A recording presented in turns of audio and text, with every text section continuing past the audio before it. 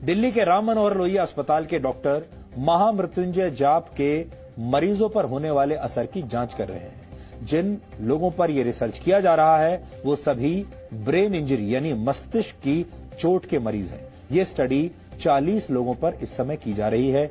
इन 40 लोगों को 20-20 के 2 समूहों में बांटा गया है। इसमें से एक समूह को महामृत्युंजय मंत्र सुनाया गया, जबकि दूसरे समूह को यह मंत्र नहीं सुनाया गया।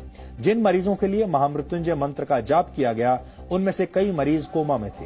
हालांकि इस रिसर्च का तरीका थोड़ा अलग है, क्योंकि मंत्र पढ़ने का काम अस्पताल में नहीं, बल्कि अस्पताल से 13 किलोमीटर दूर संस्कृत विद्यापीठ में किया जा रहा है। इसे समझाने के लिए हम आपको अस्पताल की कुछ तस्वीरें आज दिखाएंगे।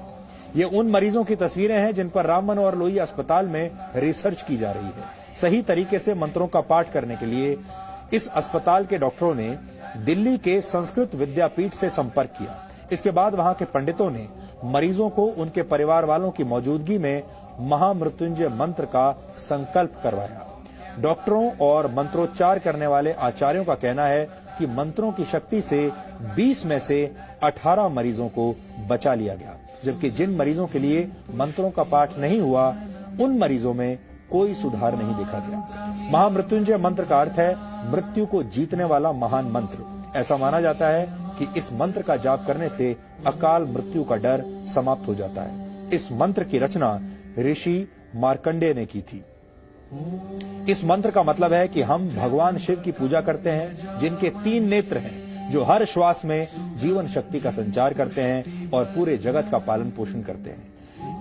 इसे त्र्यंबकम मंत्र, रुद्र मंत्र और मृत संजीवनी मंत्र भी कहा जाता है। ऋग्वेद के 7वें अध्याय, यजुर्वेद के 3रे अध्याय और अथर्ववेद के 14वें छंद में इस मंत्र के बारे में बताया गया है। ऋषियों ने महामृत्युंजय मंत्र को वेदों का हृदय भी कहा है। कुछ समय पहले एम्स ने भी गायत्री मंत्र के वैज्ञानिक महत्व को मरीजों के MRI टेस्ट में हुए बदलावों से साबित किया था, लेकिन इन दोनों रिसर्च में काफी फर्क है।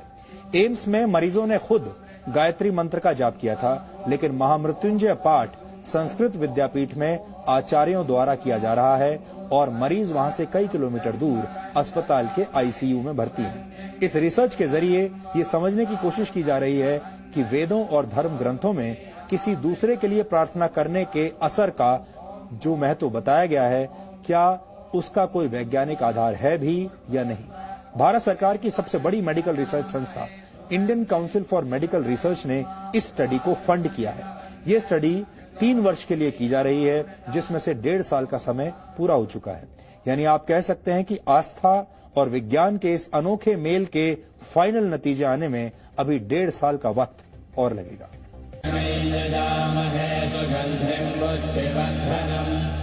स्वर विज्ञान के हिसाब से माना जाता है कि महामृत्युंजय मंत्र के अक्षरों का स्वर के साथ उच्चारण किया जाए तो शरीर में वाइब्रेशन होता है। ये वाइब्रेशन दिमाग की नसों को सक्रिय करने में मदद करता है। हालांकि यहाँ ध्यान देने वाली बात यह है कि इस प्रयोग में मरीज खुद मंत्र नहीं पढ़ रहा है, बल्कि उसके लिए पंडित एक तरह से अनुष्ठान कर रहे हैं। यानी इस रिसर्च का आधार पूरी तरह से आस्था के विज्ञान पर टिका है।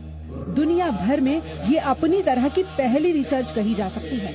इसीलिए इस रिसर्च के तरीकों को लेकर जितने सवाल हैं, उतना ही इंतजार रिसर्च के फाइनल नतीजों का किया जा रहा है। मेडिकल साइंस की भाषा का एक बड़ा प्रचलित शब्द है जिसे कहते हैं प्लेसिबो इफेक्ट। यानी अगर आप ये मान लें कि कोई दवा आपकी किसी बीमारी को ठीक कर सकती है, तो कई बार वो दवा सच में आपके काम आ जाती है और वो काम कर जाती है, जबकि असल में आपको दवा नहीं, सिर्फ मीठी गोलियां खिलाई जा रही होती है। ये सब होता है उस इलाज के प्रति आपकी आस्था और विश्वास के जरिए। इस आस्था से आप में ऐसे शारीरिक और मानसिक बदलाव होते हैं कि आप अपने आप ठीक हो जाते हैं। इसे ही प्लेसिबो इफेक्ट कहा जाता है।